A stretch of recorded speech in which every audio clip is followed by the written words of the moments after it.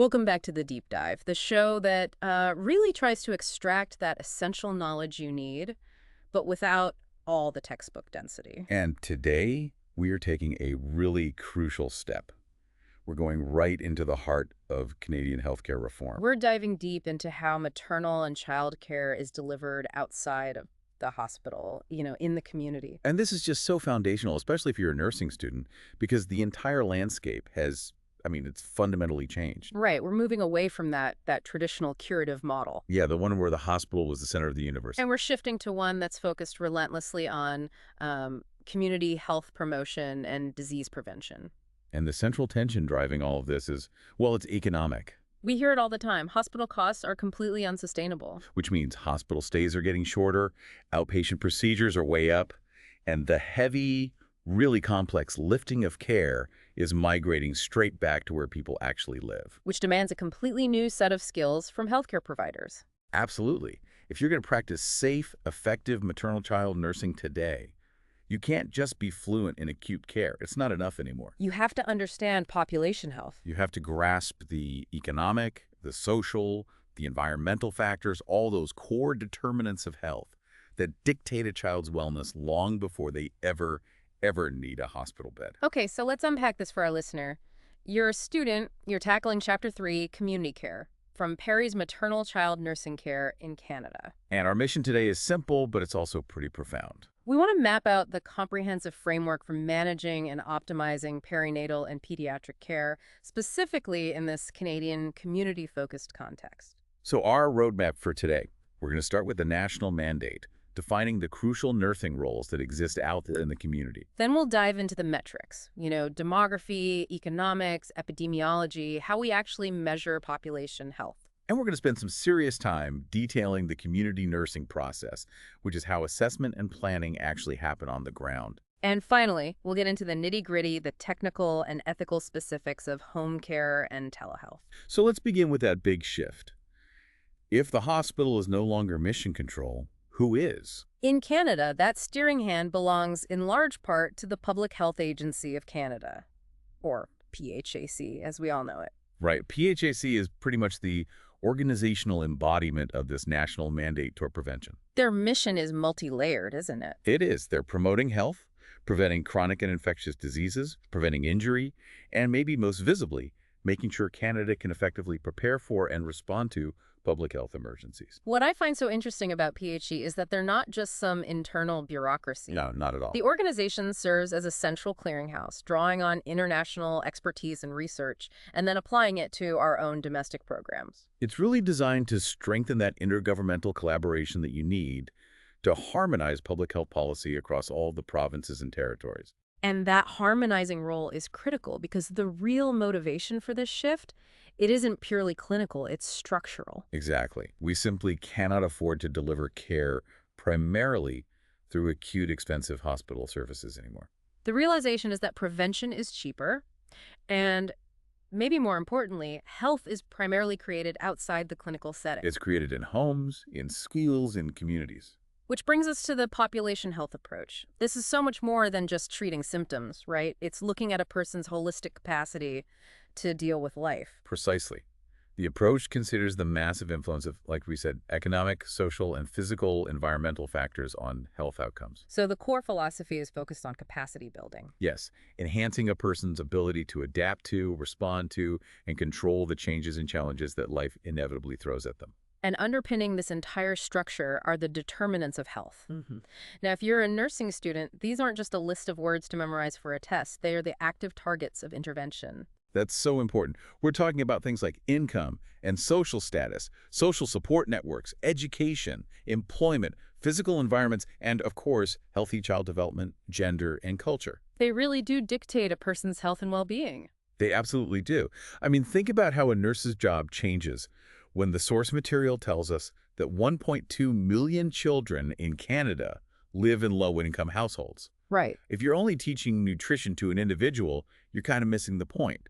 If their income prevents them from affording nutritious food, the structural determinant has already won. That is such a crucial insight. Nurses now have to think at a policy level. They do. So if high rates of childhood asthma are linked to, say, poor housing quality in a specific postal code, Then the intervention isn't just teaching a parent how to use an inhaler. it's advocating to the municipal council for housing standards enforcement or maybe infrastructure upgrades. Exactly.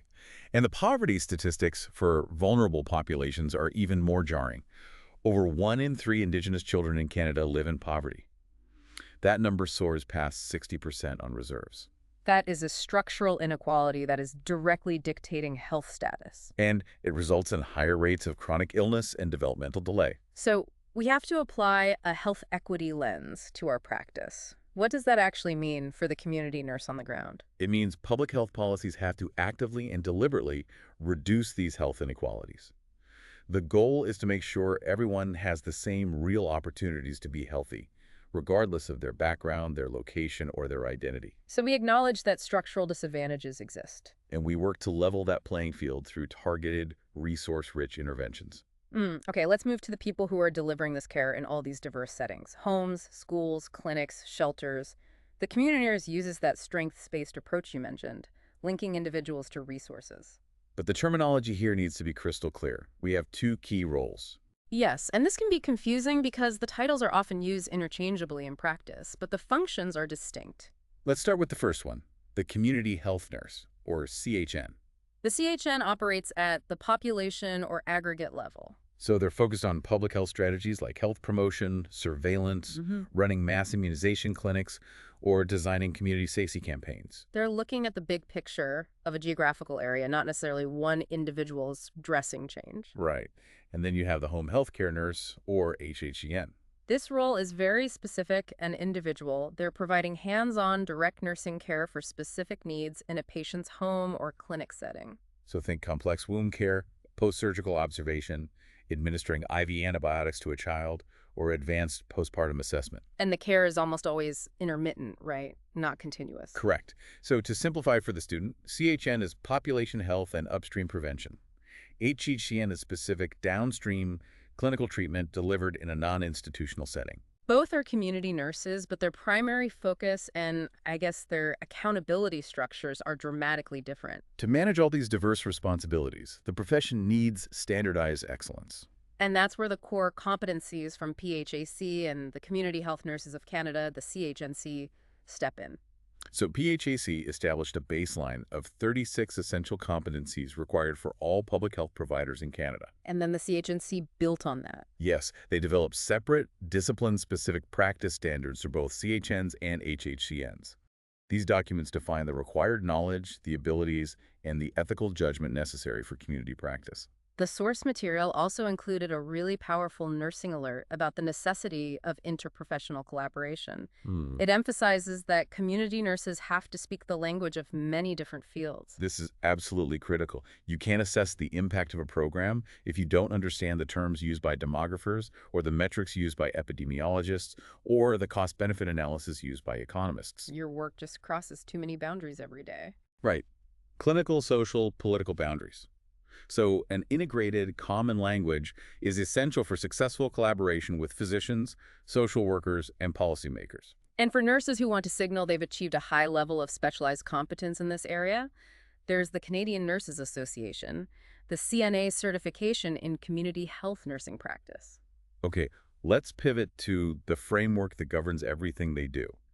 The public health decision-making model, which you'll see as figure 3.1 in the text. This is the engine for what we call evidence-informed decision-making. And this is where we need to slow down a little bit, because the common phrase evidence-based practice can be a bit misleading. It really can. This model makes it so clear that while research evidence is crucial, it's only one of 5 necessary inputs that have to be weighed and balanced. I think walking through a hypothetical scenario could really help illustrate how these 5 factors can actually conflict with each other. That's a great idea.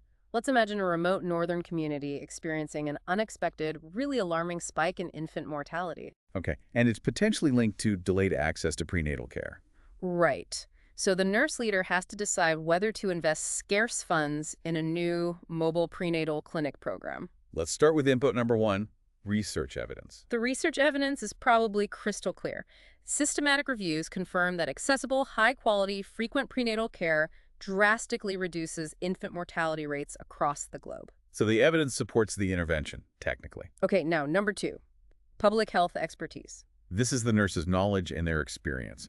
The nurse leader knows that in this specific remote community, trust in government services is low because of historical trauma, and staff turnover is extremely high. So they might note that the community prefers indigenous-led care delivered locally. Exactly. Not a temporary mobile clinic staffed by transient outsiders. The expertise might tell you the research-based intervention needs significant cultural modification to even have a chance of working. That immediately complicates things. So input 3 is the community health issues and local context. Right. We have to consider the magnitude of the issue. Yes, infant mortality is high, but the nurse also knows that a major determinant in the community is simultaneous crises in housing and food insecurity. So where do you put the money? Do you spend all of it on the prenatal clinic? Or do you allocate some of it to lobbying for emergency winter housing? The local context forces a really hard prioritization decision. And then there's number 4, community and political preferences and actions. This is the reality of politics. Maybe the local band council supports the housing initiative, but the provincial government, under pressure from a different lobby group, has mandated that all new funding must be allocated to maternal child services. And maybe the community itself is politically polarized over the best solution. So technical excellence doesn't matter if the political will just isn't there. Which brings us to number 5, public health resources. The practical reality check. You might have the best research, the best expert opinion, the highest need, and political support. But if the budget allocated doesn't cover the cost of hiring and retaining specialized nurses in a remote area, Or if the technology infrastructure can't support the required data collection. the program fails. It's that simple. Effective decision-making requires balancing that technical knowledge, the research against the practical, political, and resource realities to arrive at the most feasible and appropriate decision. So the lesson here is that nursing leadership isn't just about reading studies. It's about synthesizing technical information with political savvy and resource management. That leads perfectly into measurement. To lead programs, nurses have to be able to talk objectively about populations, which means understanding the language of metrics.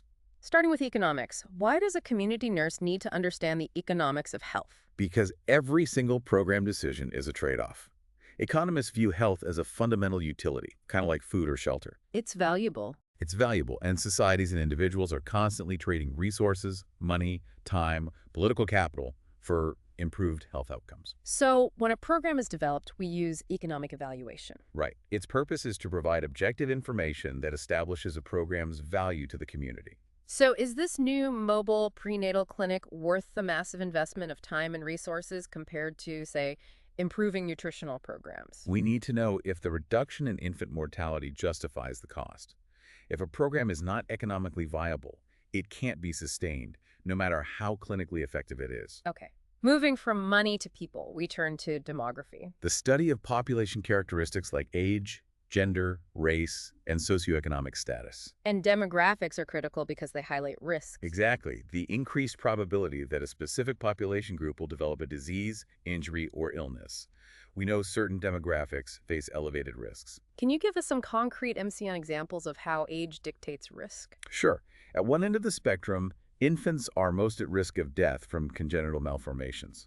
Then you shift to adolescents, and their primary risk shifts completely to accidents, motor vehicle injuries, sports injuries, or substance use-related harms. And then middle-aged adults. They, conversely, face higher risks from chronic diseases like cancer. So the nurse's intervention strategy has to change completely based on the dominant age risk factor in the population they serve. And while genetics certainly plays a role, the source material really emphasizes that for many groups, it's that complicated relationship between minority status and socioeconomic status, or SES, that creates the greatest risk. Low SES is a profound determinant. We mentioned the numbers. Over 1 in 3 indigenous children living in poverty. That structural reality creates a cumulative health risk that starts at birth. And that level of deep poverty directly impacts child development, doesn't it? Absolutely. The first few years of life are such a critical window for brain development. Children in poverty are disproportionately exposed to stressors like chronic hunger, inadequate housing, and a lack of stimulating environments. And this predisposes them to lifelong challenges. higher rates of obesity, untreated dental problems, mental health issues. Right. They are less likely to have a regular healthcare provider, which means they end up relying on extensive episodic emergency department visits instead of continuous preventive care. It's a vicious cycle where these structural determinants sabotage developmental potential. Mm-hmm. Okay, so now let's look at the science of measurement itself, epidemiology. This is the core science applied to detecting the presence and distribution of morbidity, so disease or injury and mortality in a population. Understanding these rates is how nurses gauge success or failure. This guides programs like the Community Action Program for Children, making sure resources go where the measured need is greatest. Let's clarify the most common stumbling block for students, the difference between incidence and prevalence. Instead of a dry definition, let's use a clear image. Okay. Think of a bathtub. Incidence is the water flowing into the tub. It's the occurrence of new events, new cases diagnosed during a specific period. It measures the risk of contracting the disease. And prevalence is the water already in the tub. Right, the existing events. It's the total number of people currently living with a condition, regardless of when they were diagnosed. It measures the burden of the disease. Okay, so let's use type 1 diabetes as an example. Perfect. The incidence is the number of 5-year-olds who receive a new diagnosis this year. The water flowing in. Exactly. The prevalence is every single child and adult in the community currently managing type 1 diabetes. The water in the tub. Right. Incidence changes based on risk factors. Prevalence is affected by incidence and how long people live with the condition. And these measured rates, like crude birth rate, cause-specific death rates, or morbidity rates, they're always standardized to allow for comparison. Yes, usually scaled per 1,000, 10,000, or 100,000 population. This standardization is absolutely essential. You can't compare the raw number of births in Vancouver to a small northern town. You need the standardized crude birth rate to understand the population dynamics accurately. To complete the picture, we use the epidemiological triangle, which is figure 3.2. This shows the dynamic interrelationship of 3 factors that alter the risk profile. The 3 points are agent, host, and environment. So the agent is the factor responsible for causing the disease. It could be a pathogen like Mycobacterium tuberculosis, a chemical like lead paint, or a physical force like a fire in an unsafe home. The host is the individual or group, which includes their specific factors like genetics, immunity, and lifestyle choices. And the environment provides a setting and conditions. This includes the climate, social networks, housing quality, and neighborhood resources. What's critical for the nurse is realizing that disease prevention means actively manipulating these 3 points. That is the key insight. So if we look at Isai sudden infant death syndrome prevention, how does the nurse actively manipulate the host and the environment? That's a fantastic example. We manipulate the host by teaching parents to modify the infant's lifestyle, making sure infants are placed on their back to sleep. That's a modifiable lifestyle choice. And the environment. We manipulate the environment by teaching parents to remove soft bedding, loose blankets, and stuffed animals from the crib, and making sure the crib meets safety standards. So the agent, the unknown cause of SIDs, is countered by modifying the host's behavior and their immediate environment. Exactly. Understanding population risk and metrics lets us apply the universally accepted framework of the 3 levels of preventive care. Right. And this framework dictates the type and timing of any public health nursing intervention. Let's start with primary prevention. The simplest goal here is to stop the problem before it even starts. This is all upstream intervention health promotion and disease prevention to decrease the actual occurrence of illness before any disease or dysfunction exists. So for maternal child nursing, this means building protective factors early. We're talking about health education on balanced nutrition and exercise during pregnancy, running community parenting classes for new parents, well-child clinics focused purely on developmental milestones. Large-scale immunization programs, safety programs promoting car seats and bike helmets. All of it. Early childhood is the critical target zone for primary strategies. Investing here ensures families are equipped with knowledge and resources to maintain stable, healthy living environments. Which prevents risk factors from developing later on. Now, moving on, secondary prevention is fundamentally different. We're no longer preventing the occurrence of the disease. No, we're focusing on early detection and prompt treatment to either cure or slow the progression of a condition, preventing subsequent disability. And the most common form is screening programs for individuals who are asymptomatic. They look and feel fine, but we test them to catch issues early. The examples here are vital. We see the Canadian gold standard, Newborn screening tests. Right. These identify rare but treatable conditions, like metabolic disorders, before irreversible damage can occur. Another classic example is the PAP test, detecting premalignant or malignant cervical cells for early curative removal. However, there's a really serious ethical component here that the nursing student has to grasp. Secondary prevention is not risk-free. No, and the source material highlights the invasive prenatal diagnostic tests, like amniocentesis and chorionic villus sampling, or CVS. These tests provide definitive information, which is tremendously valuable for family planning and preparation. But the procedures themselves carry a risk, however small, of inducing a miscarriage. The nurse is ethically bound to make sure the family fully understands that trade-off. The nursing priority here is strict then. It is. The potential benefits of screening must exceed the associated risks and costs.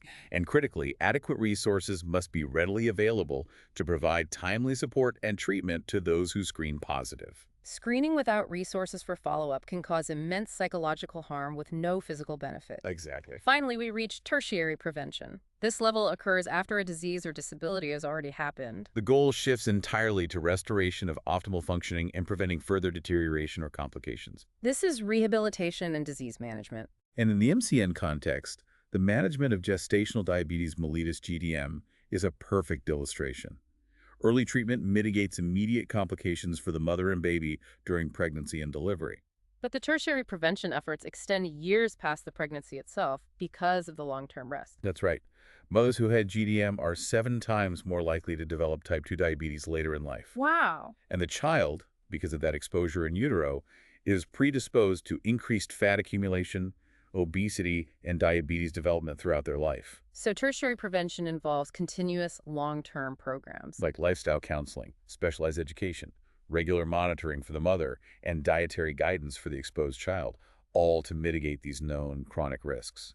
Other examples would be things like asthma management programs or special education support for children with known developmental delays. Now we get to the core of the practice, how the nurse actually executes these strategies at the population level, using the community nursing process. First, we have to clarify what we mean by community. Right. In this context, a community can be a geographical locality, a system of interlocking institutions, or just a group with shared characteristics, like a cultural group or an interest group. And the key is distinguishing it from a population like all pregnant women, or a priority population, Which would be something more specific, like unimmunized preschoolers in the downtown core. So the community nursing process takes those familiar steps, assessment, diagnosis, planning, intervention, evaluation, and applies them to the community as the patient. The focus shifts from measuring an individual's blood pressure to measuring the community's collective health status and assets. Let's start with A, assessing the community. This is the foundation. The purpose is to identify and measure the health status, assets, and needs of the population to plan collaborative action.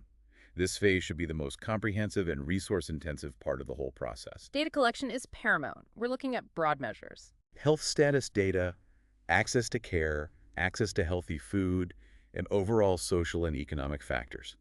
We're assessing 5 interacting levels: individual, interpersonal, community, organizational, and policy. And where does the nurse get this data? It's not just charts and labs anymore. No, we use government census data, which is so powerful because it breaks down population size, age, SES, education, and housing by specific postal codes or census tracts. It's essentially mapping risk geographically. It is. Local health department reports provide the specifics on births, deaths, and morbidity rates. Hospitals and voluntary agencies also contribute critical service usage statistics, But just relying on statistics isn't enough. We need the human element. which comes from key informants and gatekeepers. Okay, what are they? These are the people who offer the non-database perspective: administrators, religious leaders, school principals, representatives of local health councils. They understand the strengths and challenges that statistics can miss. And a gatekeeper. A gatekeeper is particularly important. They're the formal or informal leaders who control access to and trust within a particular group. The text uses the Community Health Assessment Wheel, Figure 3.3, as a comprehensive guide for data collection. Right, and this model makes sure the assessment isn't one-dimensional. It covers 4 major areas. What are they? First, the environment, physical, biological, social, and organizational. Second, the people demographics, culture, religion, history.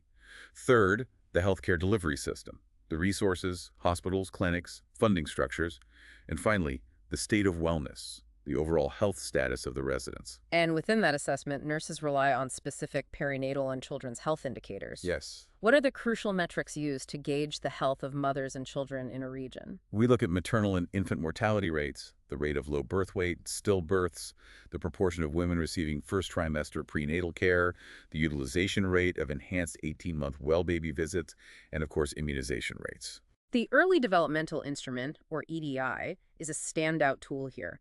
What does it measure and what has it revealed about health equity? The EDI is crucial because it measures early child vulnerability across multiple domains, and Canadian data is consistent and stark. Children living in low-income neighborhoods experience significantly higher vulnerability based on their EDI scores compared to those in high-income neighborhoods. It provides hard, measurable evidence that SES is literally shaping a child's future capacity. It really does. Another key assessment factor is access to care. The text flags the percentage of Canadians without a regular primary care provider as a critical failing. In 2017, that was over 15% of the population, with the highest rates in Quebec, Saskatchewan, and BC. And when people lack continuous primary care, they inevitably use walk-in clinics or even worse, hospital emergency departments for non-urgent matters. Which is expensive, inefficient, and guarantees continuity of care is lost, leading to poorer preventive outcomes. And this is compounded by geographic barriers in rural and remote Canada, and often language or cultural barriers even when facilities are available.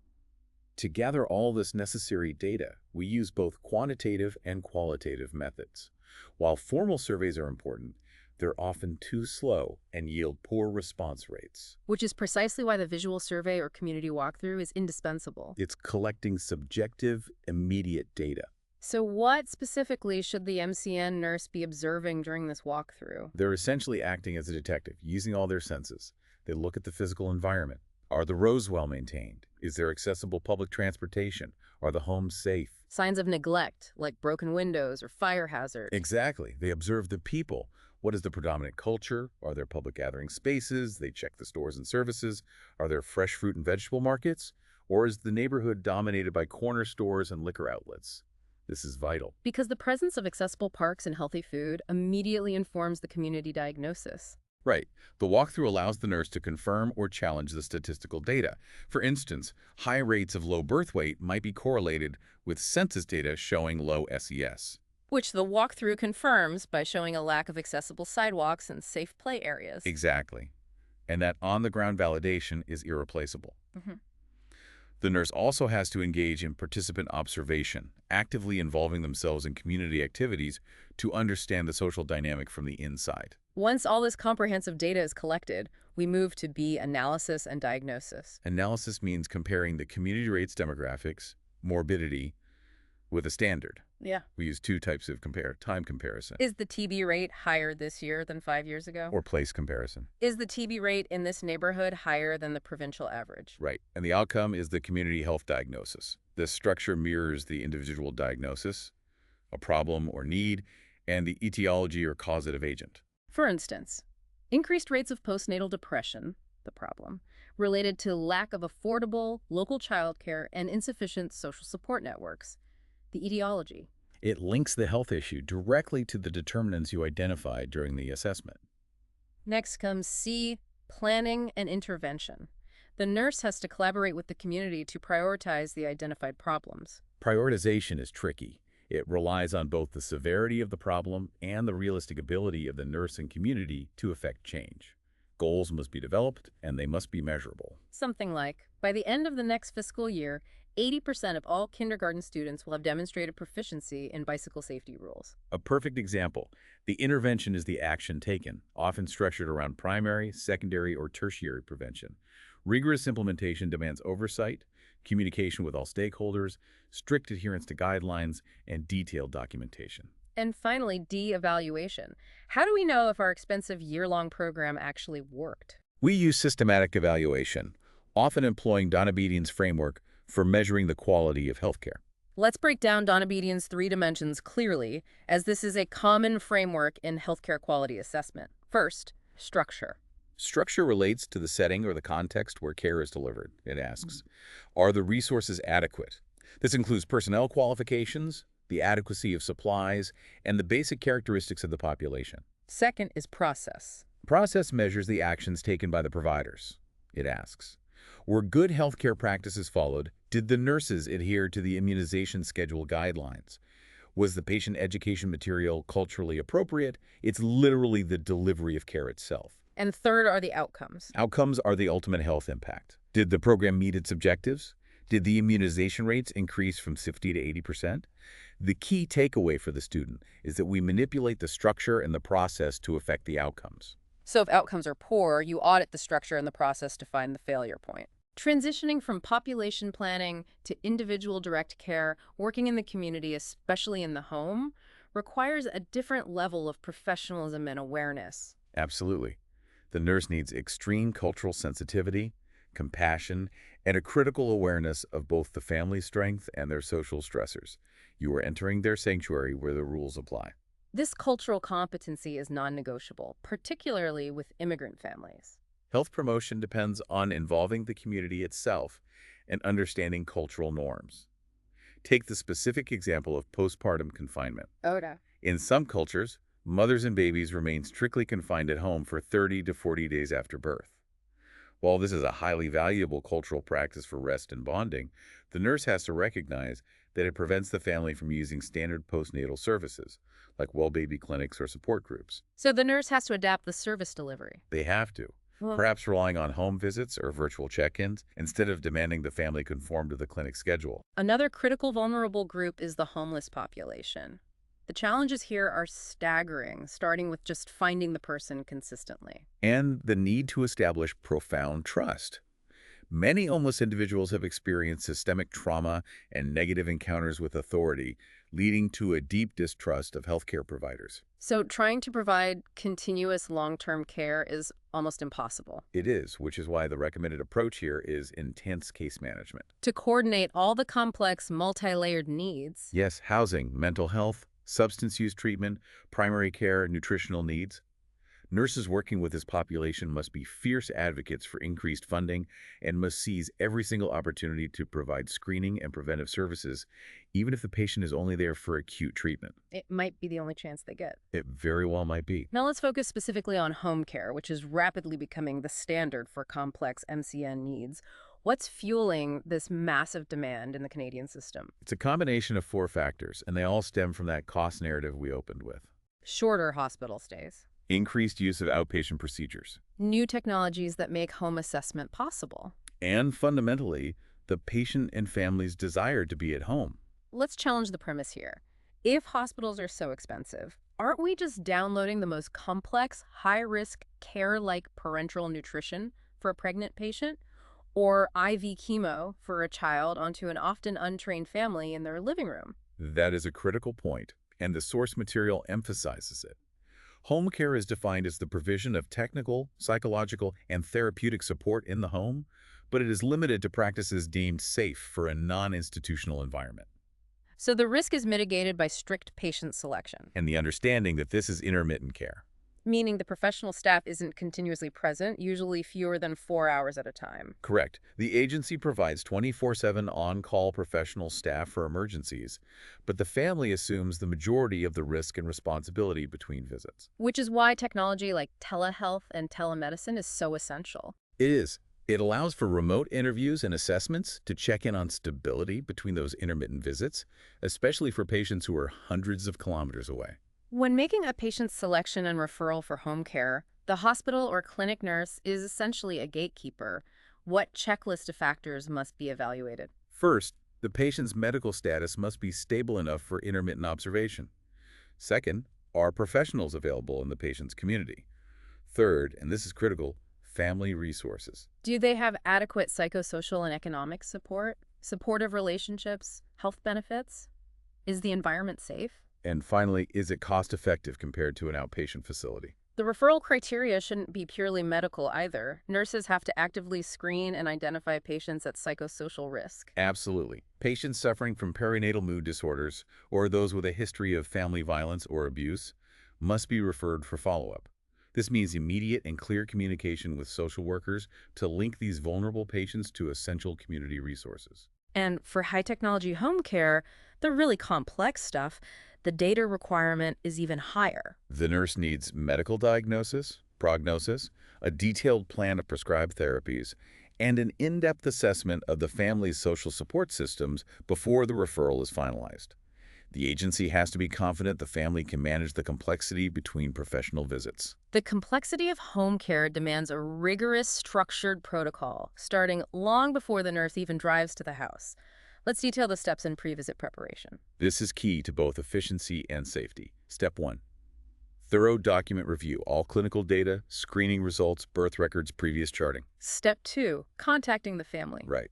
The nurse must state their credentials, review the purpose of the visit, schedule a convenient time, confirm the route, and very importantly, ask the family to restrain any pets. As animals introduce both a safety and an infection risk. Yes. And step 3. The nurse prepares, reviewing literature specific to the patient's condition and gathering necessary teaching materials. The first home visit is often the most challenging. The power dynamic is completely flipped. The nurse is the guest in an unknown environment controlled by the family. Anxiety is common for both parties. So the primary task is relationship building and establishing trust. The nurse has to model professionalism and health-related behaviors from the moment they walk in. Initial steps include clear introductions, explaining patient rights and responsibilities, and securing consent forms for communication with other providers. The assessment is necessarily comprehensive, but the nurse has to understand that a full assessment might take multiple visits. You're working at the family's pace in their environment. The major areas are demographics, medical history, physical assessment, and the environment. But the psychosocial assessment is where the nurse truly earns their community stripes. It requires a deep dive into specific, often sensitive data points. Let's detail that. What information is the nurse collecting? They assess language, primary language, literacy level, any barriers to teaching. They assess community resources and access to care. Do they have a telephone? Reliable transportation? Are there cultural barriers? They look at social support. Who lives in the home? Who helps with childcare? Who are the crisis contacts? And they examine interpersonal relationships, who makes the key decisions, how the family communicates, how they perceive the need for care. If the parents don't believe the care is necessary, adherence will fail. And crucially, they assess caregiver status. Identifying the primary caregiver, assessing their knowledge of the disease, their potential for strain or burnout, and their satisfaction with the role. Caregiver strain is a massive predictor of home care failure. And while collecting all this subjective data, the nurse must also be objectively observing the home environment for critical safety hazards and resources. This is a legal and ethical requirement. The nurse is checking for space adequacy. Is there privacy, safe play space for the kids? Overall cleanliness, presence of vermin. They look for falls hazards, broken steps, dim lighting, scatter rugs. They're checking storage of hazardous substances, safe use of cribs. And they should verify the existence of a fire emergency plan and smoke detectors. Once assessed, the plan of care and implementation is developed collaboratively, starting with a standard care plan and adjusting it to the specific family needs. During implementation, medication history and patient education are paramount. Since family members are administering the drugs without a continuous professional presence, the nurse must ensure the family fully understands the regimen, the desired action, potential adverse effects, and when to call for help. This also includes comprehensive education on any home equipment. Oh, absolutely. The nurse has to be an expert in teaching the use of infusion pumps, phototherapy lights like the Billy therapy pad for jaundice, and ensuring the family knows the step-by-step emergency response protocols for equipment failure or a sudden change in the patient's condition. And, of course, documentation. It's the legal record of care. In an uncontrolled home environment, detailed charting is not just administrative. It is a vital ethical and legal safeguard. Assessment, care provided, teaching, outcomes. It all must be recorded accurately and in a timely manner. Finally, let's address nurse safety and infection control. The home environment is inherently unpredictable. Personal safety has to be top of mind. Strategies include dressing casually but professionally, limiting jewelry, carrying extra car keys, and just using common sense. Nurses should always maintain communication with their employer about their itinerary. And adhere strictly to agency protocols if they encounter potential risks, weapons, signs of substance abuse, or abusive behavior. The nurse also has an immediate legal and ethical obligation to report suspected child abuse or neglect immediately upon recognizing the risk. And for infection control, whether in a remote cabin or a downtown high-rise, the most important procedure remains the same. Hand hygiene is the single most important infection control procedure. Hands must be washed before and after every patient contact. If running water is unavailable, sanitizer must be used. And the nurse must educate the family on the vital importance of this practice. It's part of the job. Technology is the necessary lubricant for this shift to the community, helping to bridge the distance and ensure continuity of care. And this goes far beyond just phone calls. Public health departments are leveraging multiple digital linkages for perinatal and child development support. This includes provincial telephone support lines, vetted websites like HealthLink BC for medically approved information. And increasingly using social media platforms, Facebook, Twitter, and secure text messaging to disseminate education and resources to large, specific target populations. The biggest impact, though, comes from the systematic implementation of telephonic nursing care and telehealth. Nurse advice lines are now a fundamental component of the Canadian health system. It's interactive and responsive, bridging the gaps between acute care, primary care, and home care. The benefits are massive and directly address that economic unsustainability narrative. Increased access, patient empowerment, improved satisfaction. And crucially, a measurable decrease in unnecessary emergency department or clinic visits, which saves significant healthcare costs and time. For this system to be safe and effective, telephone triage and counseling has to be highly standardized and structured. You can't just rely on instinct. Safety, promptness, and consistent quality are the goals. Telehealth nurses have to use structured triage guidelines. This involves asking critical screening questions, rapidly assessing and prioritizing the urgency of the patient's condition, and determining the appropriate path forward. So what are those paths, and how is the assessment structured? The assessment has to be comprehensive and rapid. You get background information: name, age, chronic illness, meds. You define the chief health concern severity, duration, pain scale. You do a systems review, and you document the precise steps taken and the advice given. And the pathways range from Immediate referral to EMS dialing 911 for life-threatening issues, to referring to same-day appointments, future appointments, or just advising on safe home care strategies. the nurse has to ensure the caller understands the red flags. Yes, what to watch for and when to call back immediately if symptoms worsen. This systematic technological support is what makes decentralized care delivery possible. It ensures that professional guidance remains continuous, even if the nurse is hundreds of kilometers away. We have thoroughly completed our deep dive into the complex world of community care in Canadian maternal child nursing, navigating that shift from the hospital to the home. So, to summarize the core takeaways for your practice, remember that the entire structure of Canadian care is driven by the need for economic sustainability and a focus on population health and its determinants. And remember the difference between the two key roles. The community health nurse, the CHN, handles the upstream population-focused work, while the home health care nurse, the HHCN, provides direct intermittent care in the patient's residence. We detailed how this work is executed through the systematic community nursing process, from comprehensive assessment using both census data and that qualitative walkthrough, to creating the community diagnosis, and finally, structured evaluation using Donna Bedian's framework. And critically, community practice demands high ethical awareness. You have to maintain cultural sensitivity, especially for vulnerable populations, adhere strictly to professional standards while you're a guest in the family's home, and rigorously follow safety and documentation protocols. And always remembering that hand hygiene is the single most important procedure in any environment. The future of Canadian maternal child care relies heavily on building community capacity through increasingly sophisticated technological support. Given the increasing pressure on resources and the geographically diverse, growing populations across Canada, this brings us back to our central challenge. And our final provocative thought for you to consider. Since the sustainability of community care hinges on efficiency, and since we know resources are finite, Which specific technological advancement enhanced telehealth and remote assessment, large-scale social media education campaigns, or highly structured telephone triage do you think will provide the greatest return on investment for health equity in the remote and vulnerable Canadian communities over the next decade? something to mull over as you integrate these foundational concepts into your evolving nursing practice. Thank you for diving deep with us today.